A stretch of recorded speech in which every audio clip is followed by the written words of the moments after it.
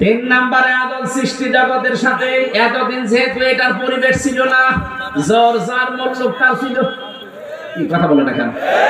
এখন ওইটা আর হবে না, জোর জার মল্লুকদার হবে না। এই জন্য যখন মানুষের ভেতরে ন্যায় বিচার করবেন তখন ন্যায় বিচার করবেন। ইন্নাল্লাহা নি'ম্মা ইয়া'যুকুম বিহি, অবশ্যই আল্লাহ তোমাদেরকে কত সুন্দর ওয়াজ শোনাচ্ছে।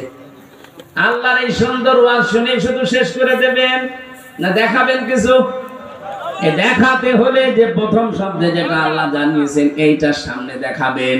ইন্নাল্লাহা ইয়া'মুরুকুম, অবশ্যই আমি আল্লাহ তোমাদেরকে আদেশ করছি, আন তুআদ্দুল আমানাতি ইলা আহলিহা, যখন তোমরা তোমাদের আমানতকে দেবে তখন তার প্রাপকের কাছে পৌঁছিয়ে দেবে। এখানে আমানাত বহু বচন আছে। এই শব্দটা তাফসীরে মারিফাতুল কোরআনে আল্লামা মুফতি শফি রাহমাতুল্লাহ আলাইহি আমানাত শব্দের ব্যাখ্যা করতে গিয়ে বাংলায় দিয়েছেন তিনি রায়, ভোট। সুবহানাল্লাহ বলতে পারো?